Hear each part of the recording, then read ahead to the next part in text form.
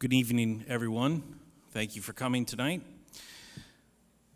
This is the Concord Monitor's Candidate Forum.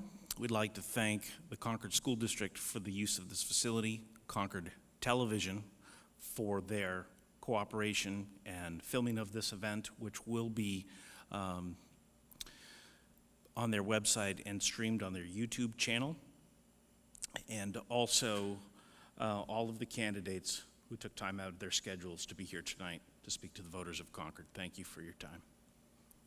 I'm Jonathan Van Fleet. I'm the editor of the Concord Monitor.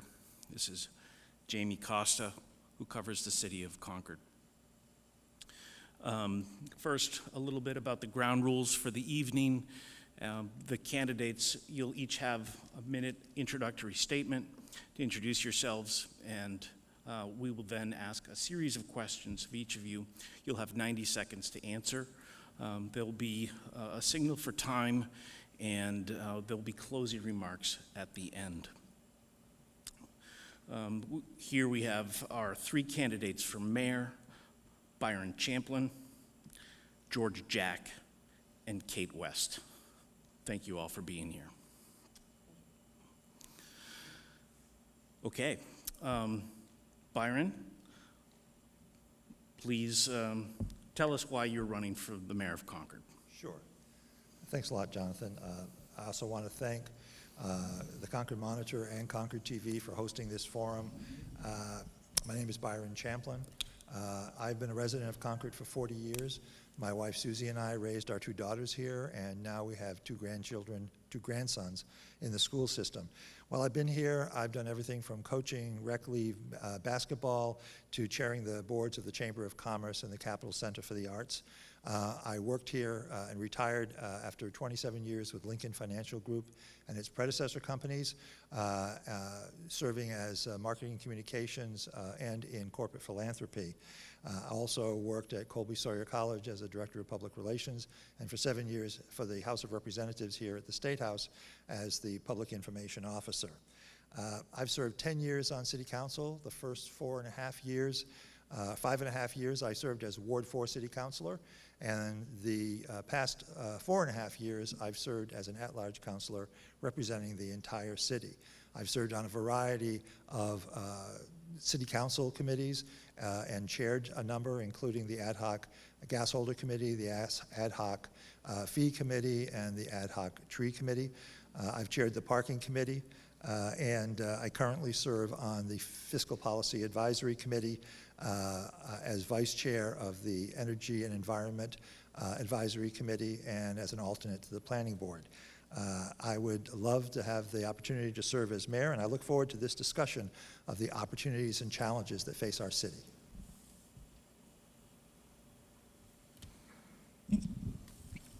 Thank you, Byron. George, why are you running for mayor of the city of Concord? Thanks, John. To answer that question, I'd like to tell you a little bit about myself. My name is George Jack. I'm proud to say I've been a resident of Concord for nearly 20 years. Almost all those years I've been a renter, which puts me in 30% of the residents here in Concord. And up until about last year, I became a homeowner. So that put me in the other 70%. So that may add a unique tinge to my candidacy. But I've been here for 20 years.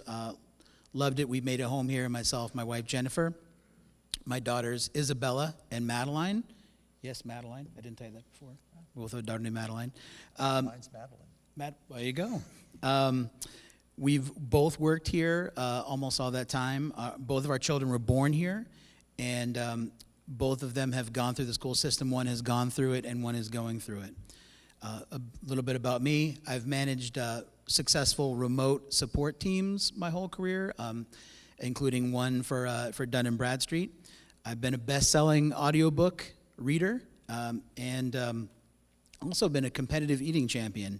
I've put my heart and soul into everything I've done professionally and avocationally and succeeded at everything I've ever done. I'm running for mayor because I have experienced things I love in this city, and I've seen things that I want to change for the better.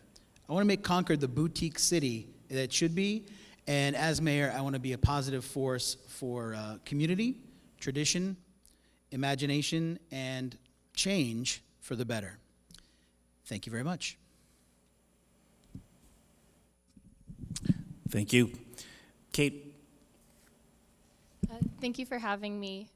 Hi, my name is Kate West, and I'm running for mayor because I believe that there is a perspective that is not as often heard in our city government. I do love Concord. I am a resident. I live on the Heights with my child who goes to the Concord schools. I am a former school board member, and I'm heavily invested in a number of organizations in Concord that are active in trying to create positive community change. So I really do enjoy talking to my neighbors and spending time with my community. And doing so, I'm able to hear a lot of the barriers that prevent them from being able to participate in our local government and prevent them from being able to run for local government. So I am also a renter. I'm a local musician.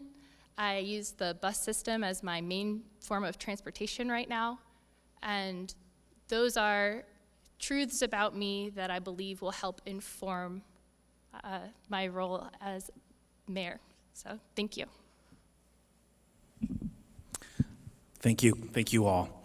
I was a little hasty in my opening remarks. I neglected to mention that all of the candidate profiles will be a voter guide in the Concord Monitor, available November 2nd in the Concord Insider, and that'll be in the paper and everywhere you get the Concord Insider.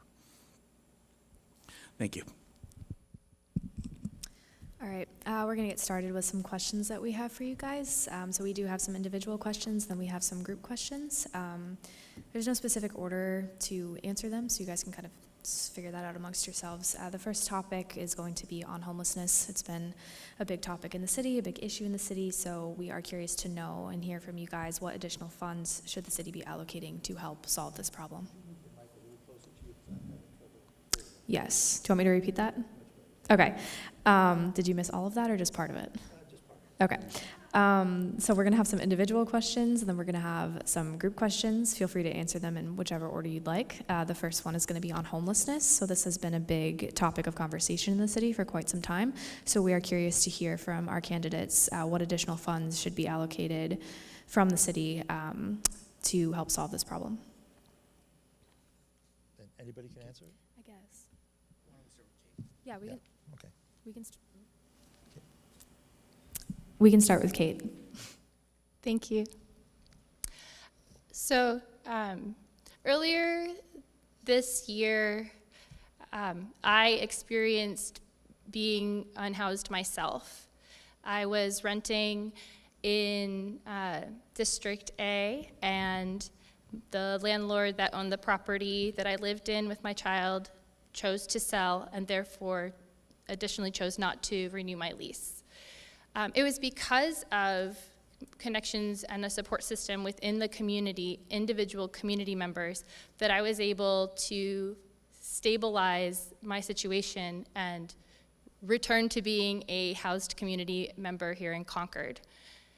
That experience opened my eyes to a lot of the different barriers that folks that are houseless in our community face.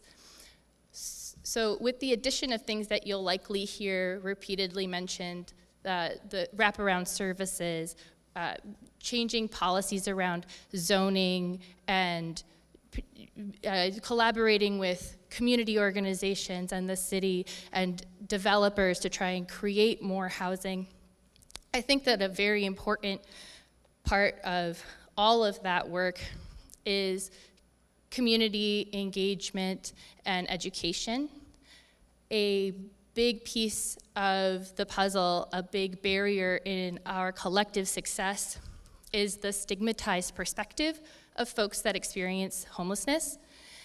And I think a big part of helping to invest in that is having those conversations and investing in the people that are unhoused in our community, because the homeless neighbors that we have are intelligent, worthy, valuable, skilled people that just need help to be able to move forward in their collective success, where they will then be able to contribute back to the success of Concord as a whole.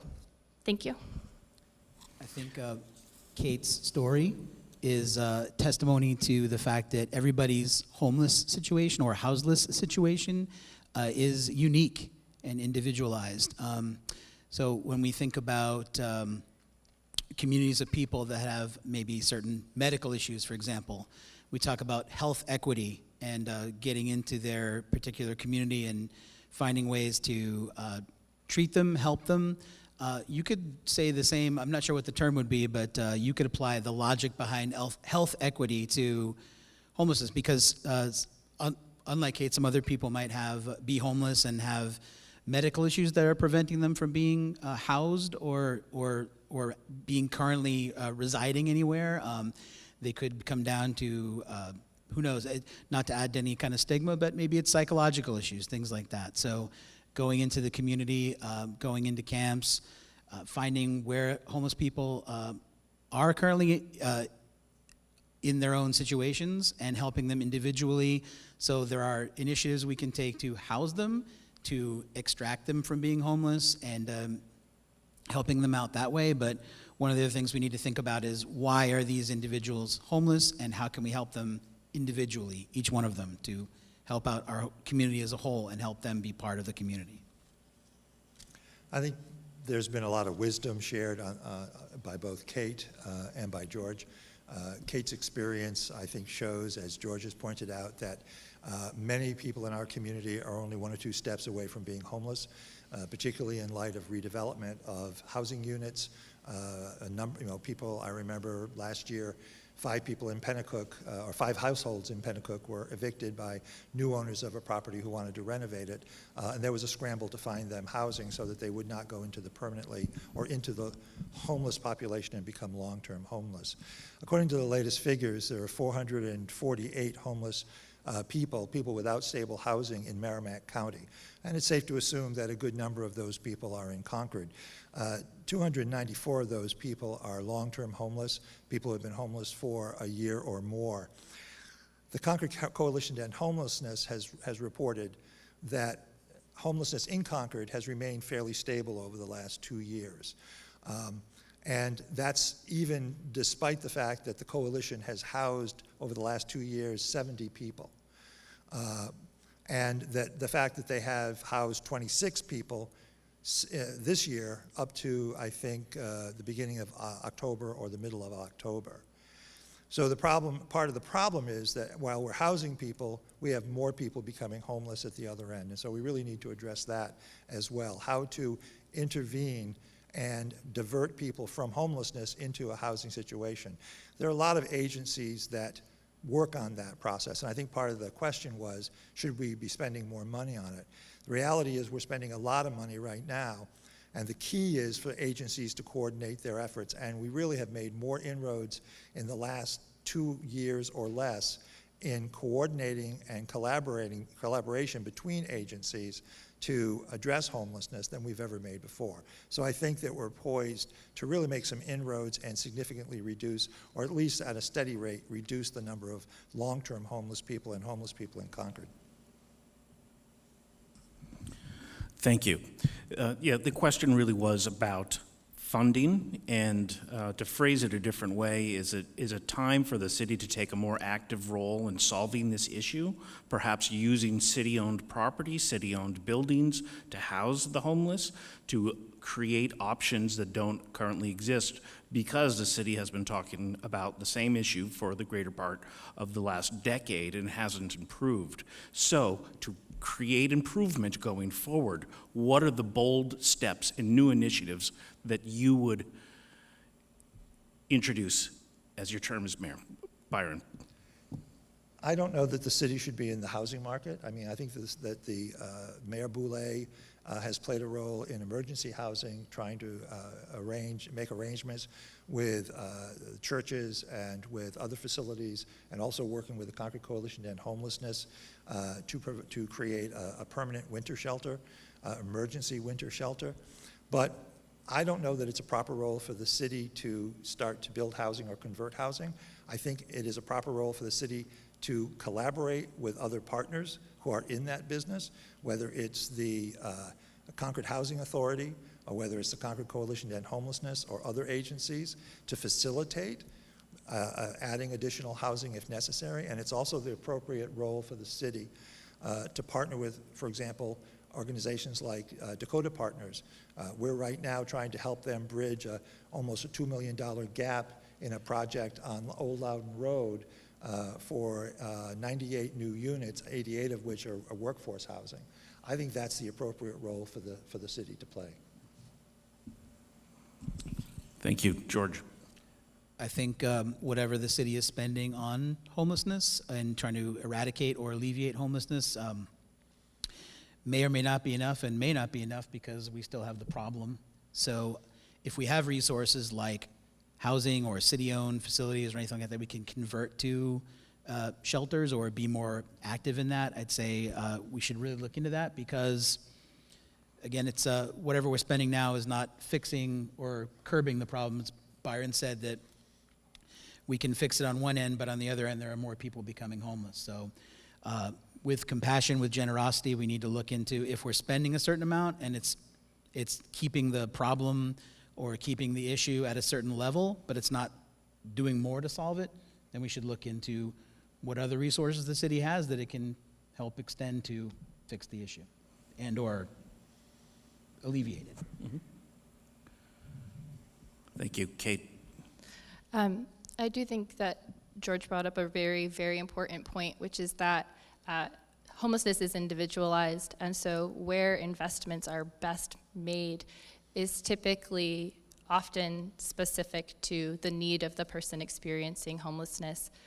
I will say that when it comes to addressing your mental health or finding a job or saving money to get a car, things that will help you improve the stability of your life, it's very difficult to build that stability if you don't have a home.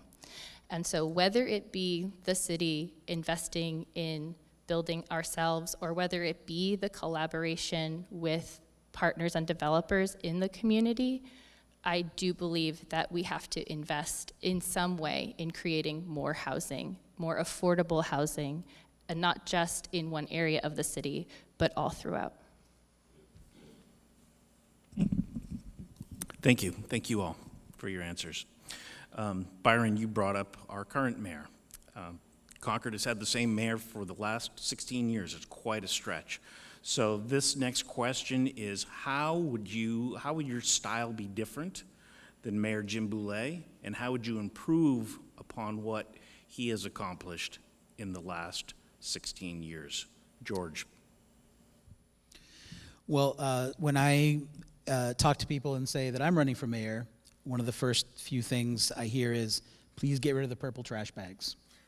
And so I understand. So I was looking into the matter and understand that there are different initiatives in place that have been in place, or contracts in place that are we're locking into, that are that we're intending to eventually get rid of the bags.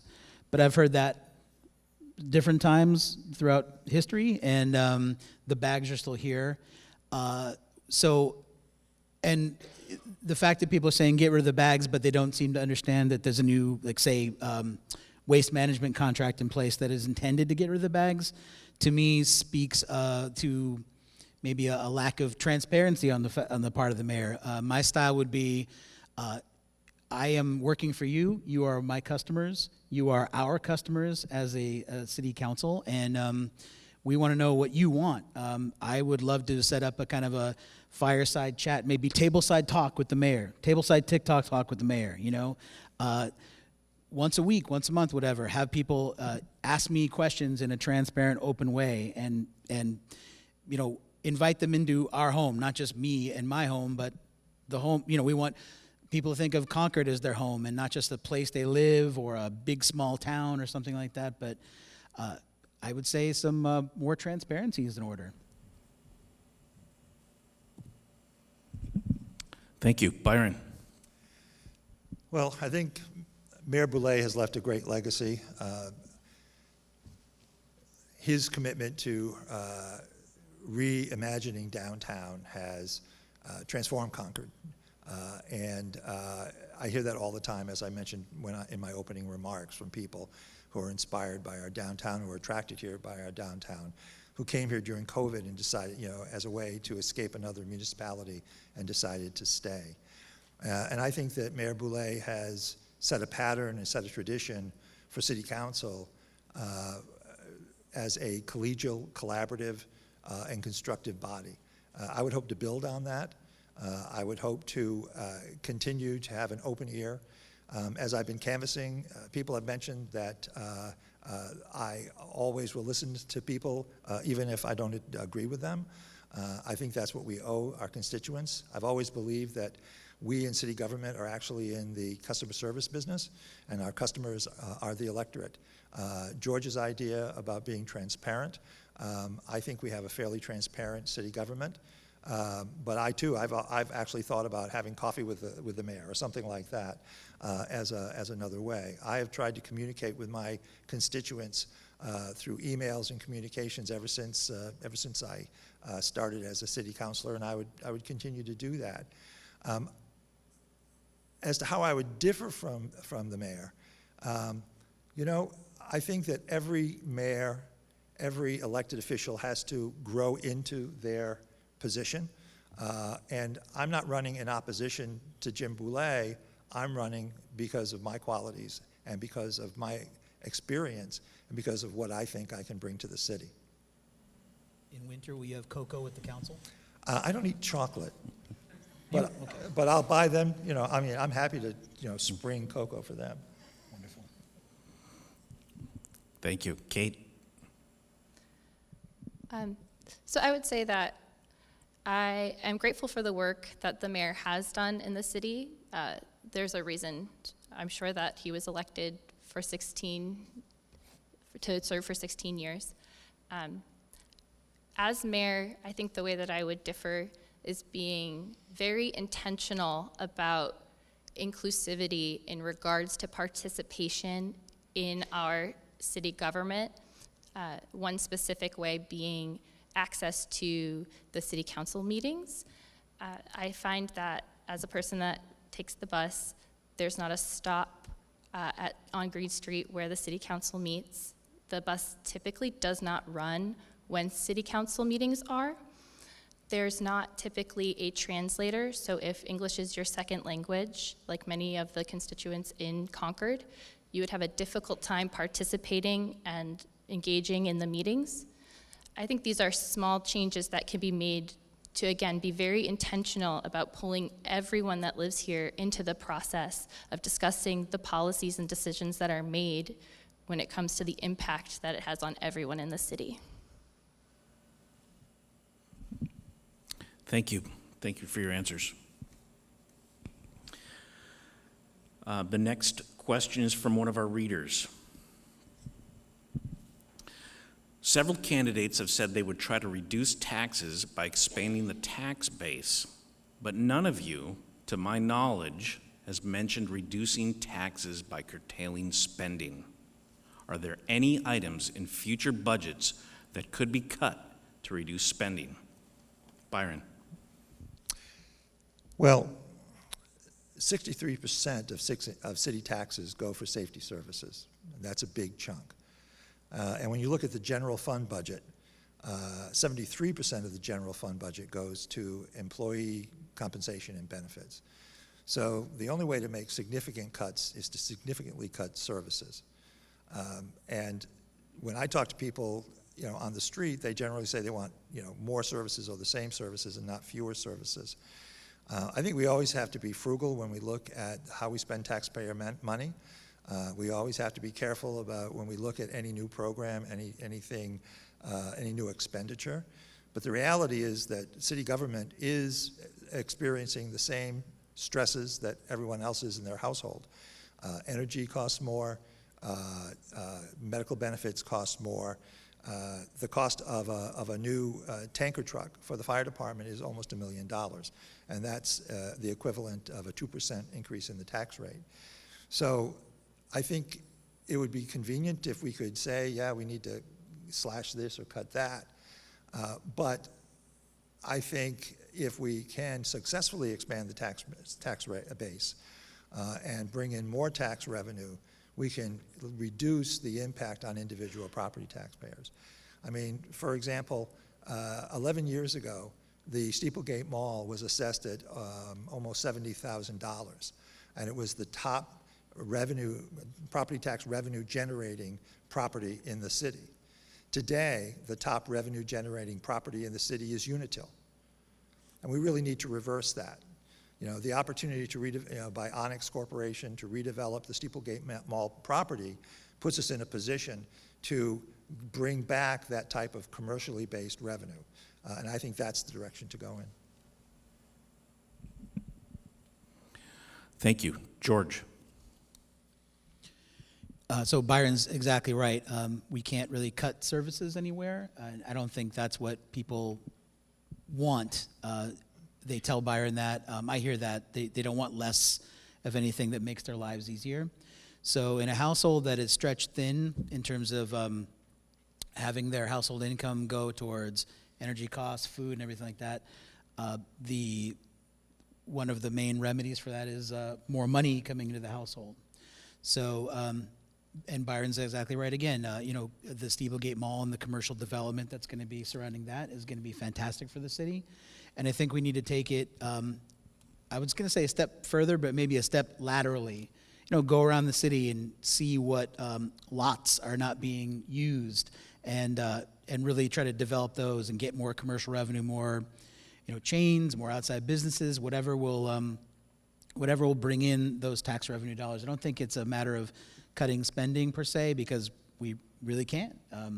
Where, you know, it's being spent to the hilt, and we don't want to make people's lives less great, less safe, less convenient around here. So not just the Steeplegate Mall, but finding out how we can squeeze every iota of ways to commercially develop land, attract businesses. That's a fantastic sort of path and forward-thinking way to think about it. Mm-hmm. Thank you. Kate, the city's operating budget is $88 million. Do you think there's any room to cut anything? I believe that sitting here now, I can't definitively tell you programs or places where I would cut from the budget. However, I am open to talking to the community, reviewing the budget, and having an open mind about there possibly being places where we could cut back. I will say that in terms of expanding the tax base, which I genuinely understand is good for everyone, good for our entire community, we want there to be people coming to Concord to work and to live and to open businesses and to be consumers in our businesses. And I will say that I do think that earlier when I was saying investing in our homeless population would come back to us in terms of our collective success, that when we do ensure that our community members are able to access resources, are able to live here and be healthy, they're then able to become either consumers in our local economy or run businesses in our city. And so I do think that one of the ways that it is often overlooked when it comes to expanding our tax base is, again, investing in those individuals who need help now in the short term, but once they are out of the situation that they're in, will be able to participate in the local economy of Concord. Can I add something to just my response is that instead of thinking about cutting spending, maybe we should think about spending less. And one of the ways we can possibly do that is when a contract for a city service is going to expire and it's going to be, you know, we're going to either renew it or find a new contractor, we shouldn't be afraid as a city to look at that stuff and send out an RFO or an RFP or bid out the services to. We don't have to be locked into the same company that we've been doing business with, we collectively, for decades. We shouldn't be afraid to say, well, what would you offer us, you know, something the same quality of service but less cost. So we shouldn't be afraid to look at alternatives either. And that's not cutting spending, that's thinking about spending less but good for the city in the long run, in the short run. Thank you. This next question is related to diversity in the city, both with city boards and commissions and employees. Should City Council direct City Manager Thomas Bell to diversify the ranks of city employees with leadership positions to better reflect Concord's community diversity? Kate, go ahead and start. Yes. Absolutely, yes. It's very important. Representation matters. So if you have a group of people making decisions for an entire community, and there are very specific sections of the community that aren't in the room, and then they are not represented, their perspective gets lost, and then the impact that it has on those communities is very rarely able to be addressed. So I think it is imperative that we have leaders within our city government that represent the Concord that we live in. Okay, thank you. Byron? I'm sorry, did you bounce it to me? Yes, go sorry. ahead. I think that effort is already underway. The council has clearly communicated to the city manager that ensuring that we have a diverse workforce, and I mean diverse in a variety of ways, including people with disabilities, people from the BIPOC community, and others, that this is a priority for us. The Human Resources Department has embarked on a contract with a firm called CircleWorks, so that anytime we have a job opening, CircleWorks specializes in getting that job opening, that job description, to a diverse population all around New Hampshire, New England, and around the United States, depending on the level of position. We already have some diversity in our city management, and we're working towards more. So I think that that is something that's already in the works. We're already engaged in that, and I would expect the city council, the next city council, to continue to advocate and to continue to make that a priority during our priority setting session that we hold in January. Thank you. George?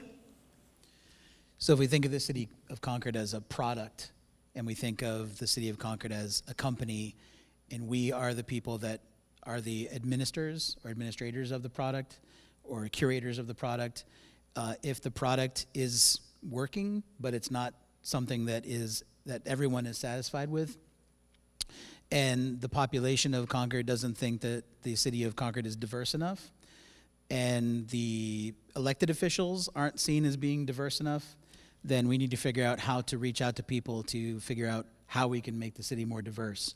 And that could be in the form of open forums, coalitions, whatever, reaching out to different people. We want to know how we can make the city more diverse and stuff. So, I mean, if there are programs in place, but there is still a level of dissatisfaction or disenchantment with the level of diversity in Concord, Concord government, Concord whatever it is, then we need to keep talking to people and figuring out how we can not just be more inclusive, but make people feel more included.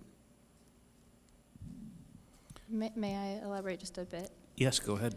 I just wanted to say that while I say representation matters, and it does, just wanted to go back and remind everyone about being intentional about inclusivity, which means going out of your way to speak to and engage with all sorts of members of the community to find out what those barriers of entry are and to do what you can to remove them. So in order to have people serving and participating, we first have to listen, understand what's keeping folks from being able to participate, and actively do work to solve those barriers. Thank you. Thank you. The next question goes back to spending, one of my favorite topics. The city has a number of capital projects ahead, number of competing interests, a possible new police station, renovations to Memorial Field, possible new clubhouse at the golf course, and expansion of Keach Park. how does the city prioritize which of these projects rises to the top and gets funding first? George. Whichever project is going to serve the city the best in the short term and in the long term. So if part of it is a new police station, which is going to better equip our police force to protect and serve our people, then I would say that would be the highest priority that we could give to any one of these projects. I'd say any project that improves upon facilities, like the golf course, the clubhouse, for example. If we can make that clubhouse pristine, amazing, and it enhances the whole quality of the business, and we can say, please, charity golf events, bring your events here, bring your tournaments here. Excuse me.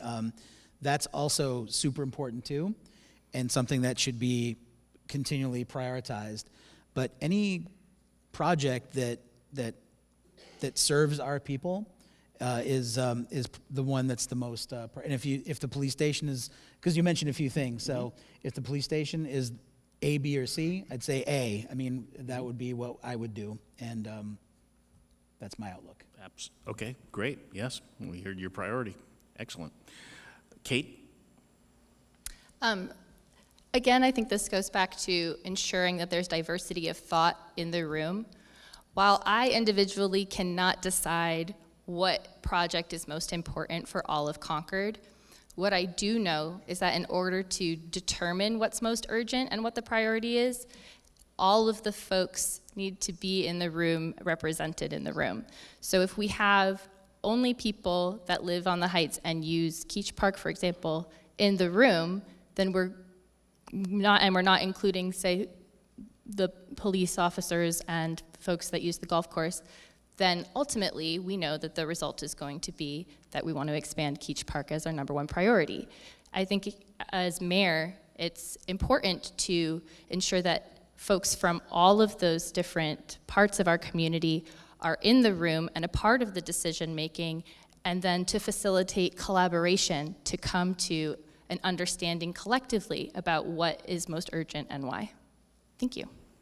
Thank you. And Byron? When you say expansion of Keach Park, are you referring to the adding lights to the soccer field? That, yes. Yeah. Which has already been approved. Exactly, yeah. Yep. Yeah, I was just going to say But that. there could be future improvements. There could be future improvements for other parks as Yes. well. I think that when we prioritize, I think George is right on point that our safety needs are a priority and need to be balanced, and other needs need to be balanced with that. The reason that we're looking at a new police station is that we cannot currently certify our police department in the current police station that they occupy. And so that's a priority so that they can be certified. And apparently they do tick all the other boxes except for that.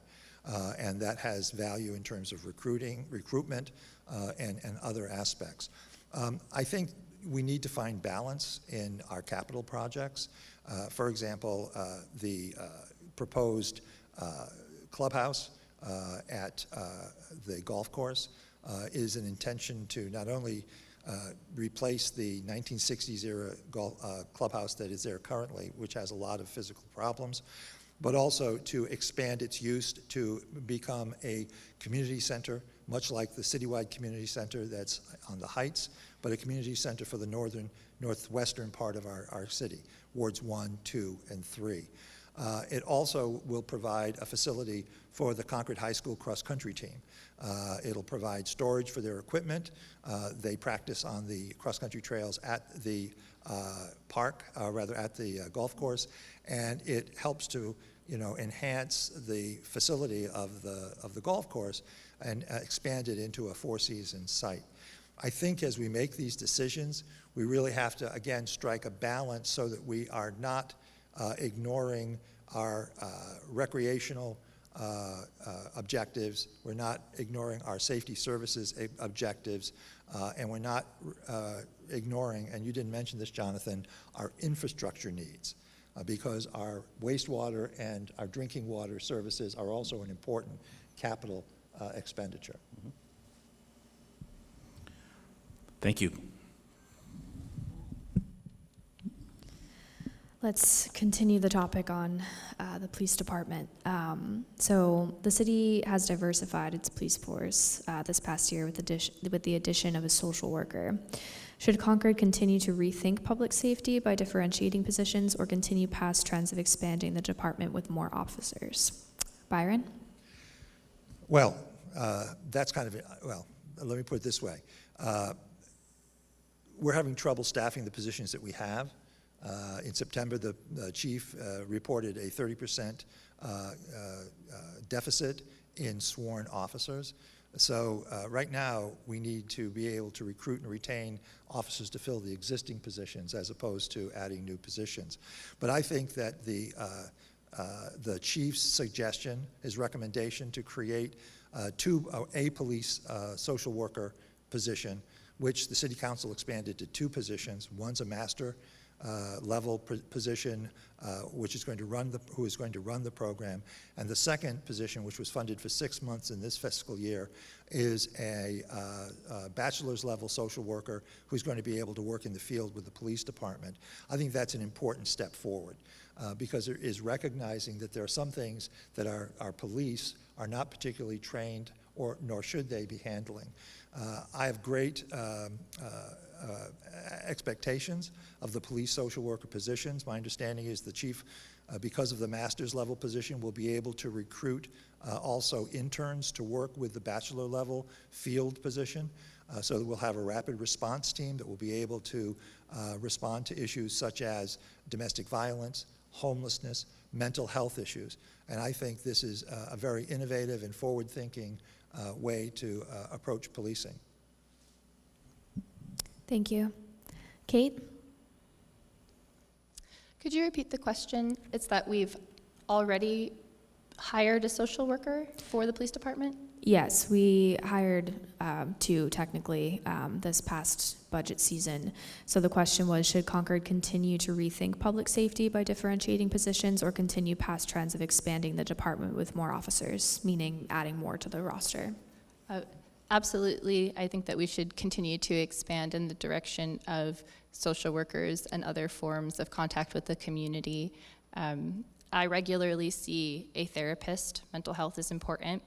Where I go to see the therapist is at Riverbend, and I have multiple times seen police show up to Riverbend to interact with folks that would definitely benefit from a social worker outreaching to them and offering services, as opposed to an officer who, while working to keep the community safe, is not necessarily able to provide access to all of the resources and avenues for success that a social worker would be able to provide.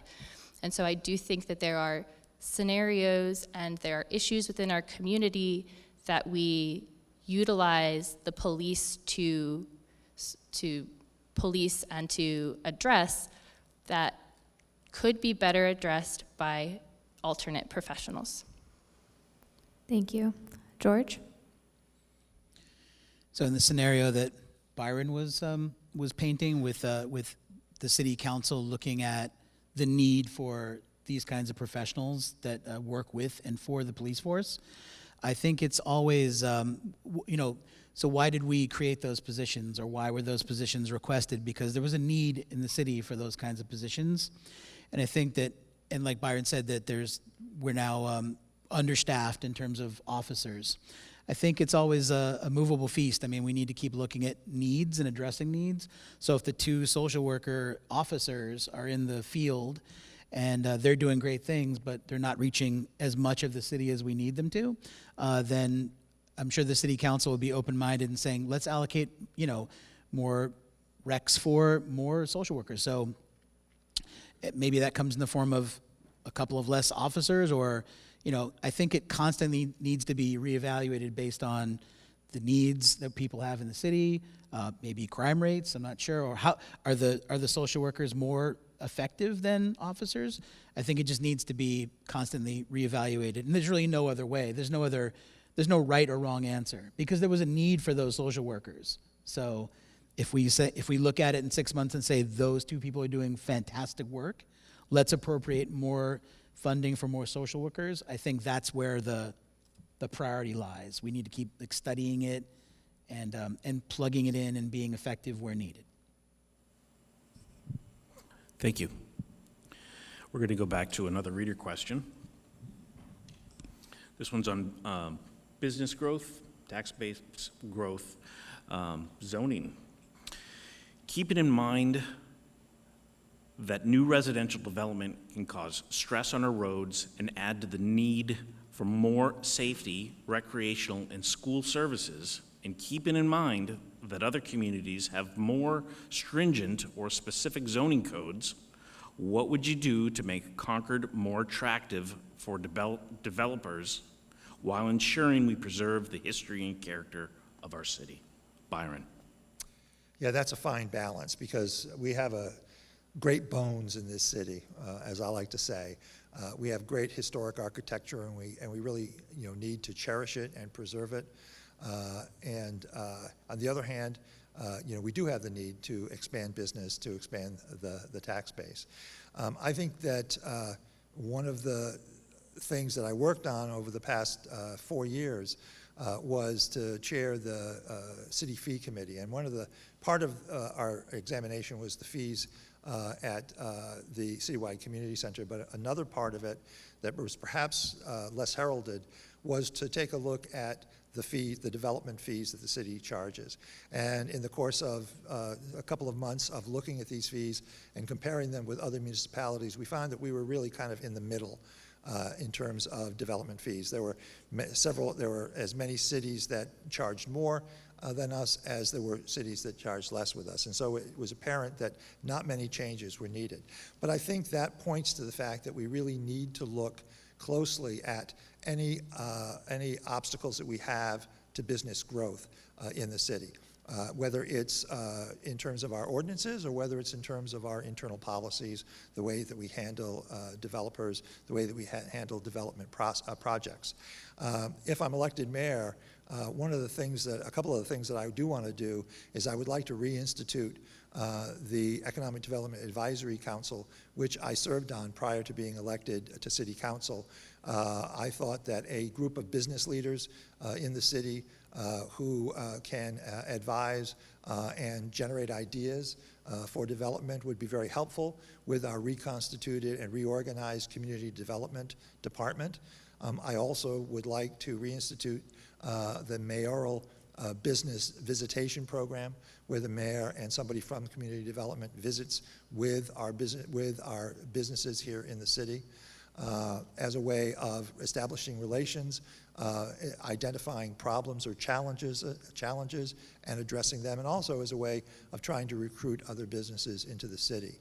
I also am looking forward to something which I suggested in my capacity as a member of the Chamber of Commerce Board, and that was that the Chamber should develop a biennial state of the business sector report that we can use as a benchmark every 2 years to 2 years to see where we're growing, where we're not growing, where our challenges lie, and where our opportunities exist.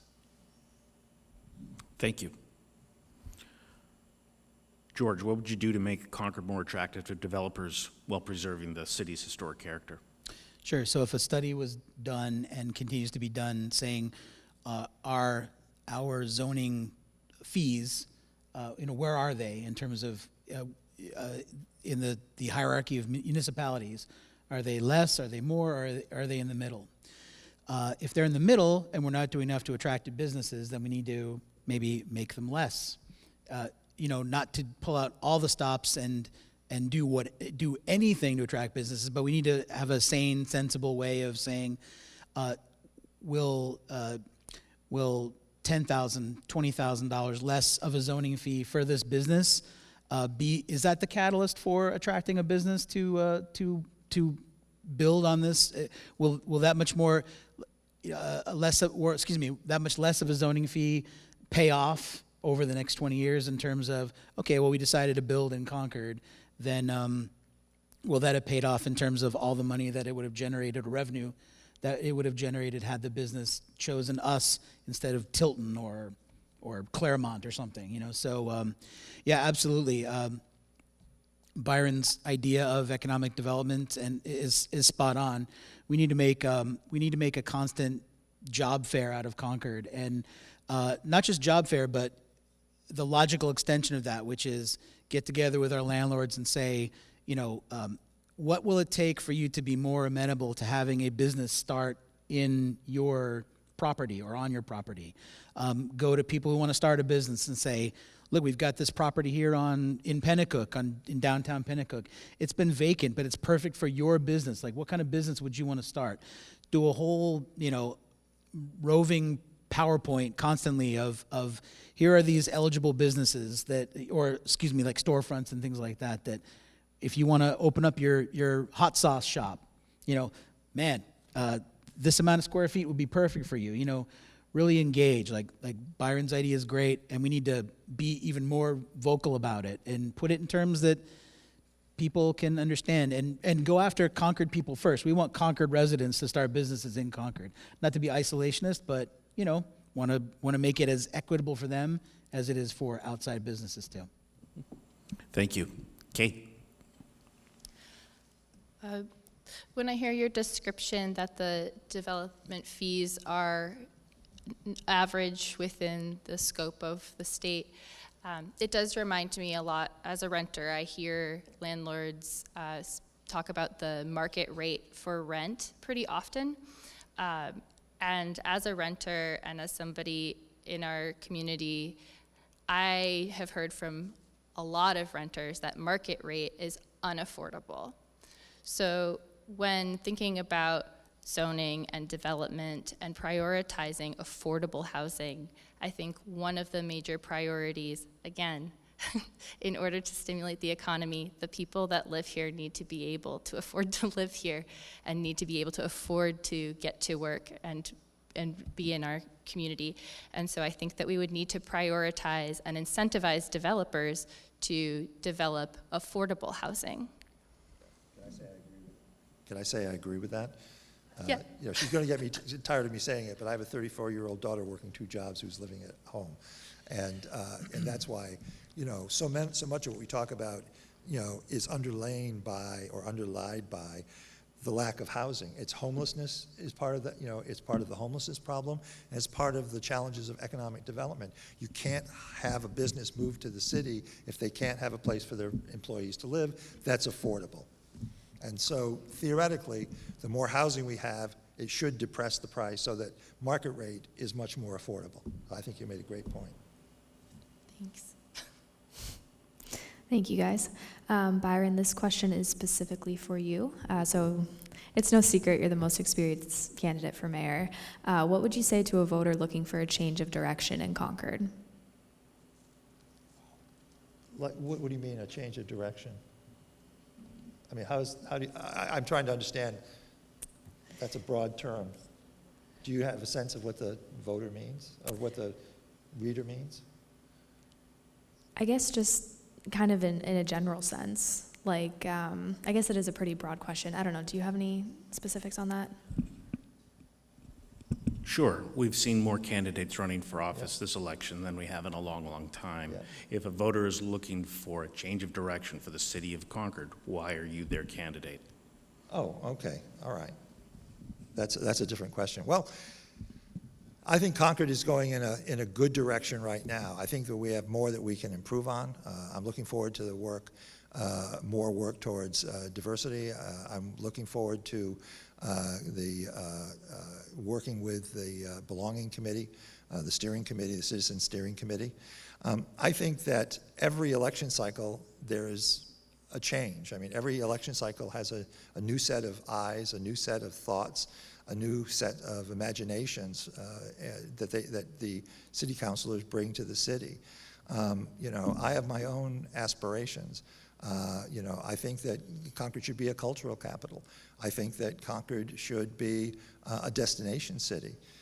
I think that Concord should be a place where you know, young families want to come and put down their roots and create opportunity. I think one of my favorite stories is my friend Alex Doyle and Lindsay Coyle, who founded Revelstoke and who have lived around the corner from me pretty much since they came to Concord.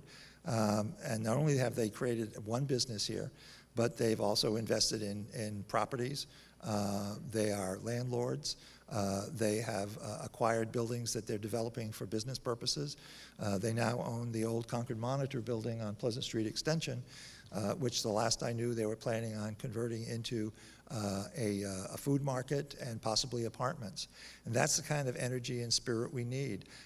I think that, when people go to the ballot box on November 7th and they select their candidates, they're automatically creating a new direction for Concord by virtue of the fact that we're going to have a new set of counselors and new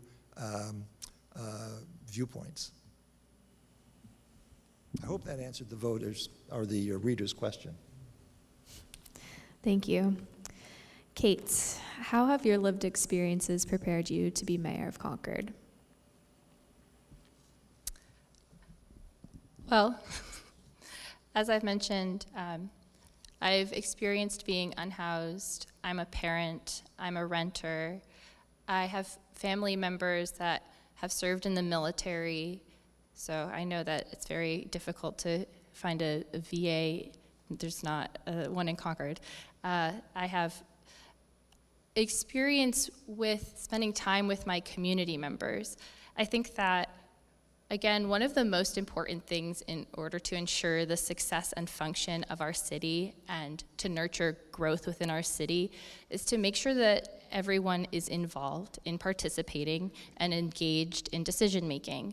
When we leave out different sections of the community, whether it be the veterans, whether it be folks that are disabled, whether it be our Black community members, we do a disservice to Concord as a whole.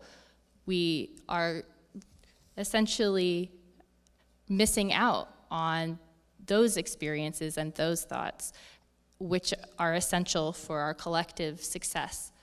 So I think that my experiences, particularly a lot of the experiences I have with activist organizations in the community, have allowed me to understand that it does take everyone's voice in order to create solutions that will push us towards success.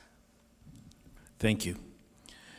And George, you've not held elected office in Concord before. Why start with mayor? Why not start with mayor? As Victor Hugo once said, if a man's reach can't exceed his grasp, then what's a heaven for, I'm as qualified in the contextual sense that none of the three of us have ever been mayor. In that sense, I am as qualified to be mayor as anybody else sitting in this forum. I've been a citizen for 20 years. I'm now a homeowner, so I get a water bill now, and I'm wired in. And I've got as much at stake as anybody. I've had as much at stake as anybody. I love Concord. I'm not a lifelong resident of Concord, but Concord took me in when I met my wife, and we got married, moved here, had kids. I know the pain points that people have, and I know that there are tangible, measurable ways to help with those things. And when you're hired by I've had occasions where I've worked for a bunch of different remote companies. And so when you have a job interview, they look at your qualifications, and they talk to you about what would you do? What is your opinion of customer service? How can you make the most difference to us in filling this position? It's the same. You don't, until you get into that company and get into their sort of training decks and things and really learn the amoeba and the nuts and bolts of it, you're that candidate before you become that professional. So for me as mayor, I care. I've suffered through the trash bags, and I've loved market days. I was sad when Cinema 93 closed and happy when Red River Theater opened. I have met people that have come here from other states, like Alan Natkeel, who opened up George's North Side. He was here, then he went to the Bronx or Brooklyn, New York City. He came back because he couldn't make a connection with customers in New York City, but he can make one here. And we all need to work together and make connections. I've got so many great ideas and applicable knowledge, and I want to make it happen. I'm ready. And so were I to be elected mayor, you would not be sorry. We do a fantastic job. But why mayor? Why not? Thank you for that answer. This will be our last question for each of you. It'll be your closing statements in effect, but Jamie does have a question. I feel like a lot of you have already kind of answered this in longer form, but what makes you different, policy and solution-wise, from your opponents, and why should voters choose you? Let's start with Kate. So in the last answer, I mentioned activism. What I've learned from participating in groups that go to bodies of power and request change to be made and offer solutions is that those bodies go out and do everything they can to get that diversity of thought, to hear everyone's perspective, and to work together to create this solution. And so I realized that while being on one side of the table is an appeal to folks to make changes, there's also the ability to actively hear and implement those changes when in an elected position. So I believe that I'm ready to enact change, to not just listen and to hear the experiences of everyone in the community, but to genuinely work towards creating a Concord where everyone feels like they belong, is welcome, can succeed, has everything that they need to succeed. And I do have experience being intentional about how to create that belonging. Thank you. Thank you. Byron? Could you repeat the question, please? Yeah, absolutely. What makes you different, policy and solution-wise, from your opponents, and why should voters choose you? All right, thanks. Thanks very much. In a word, I think I have experience. I've spent 10 years in city government in a variety of roles. For the last 4.5 years, I've represented the entire city, and I've taken that very, very seriously. I believe that Concord has unlimited potential. It's a fine, grand city. And I believe that I can bring the leadership to bear to continue to move the city forward on its upward trajectory.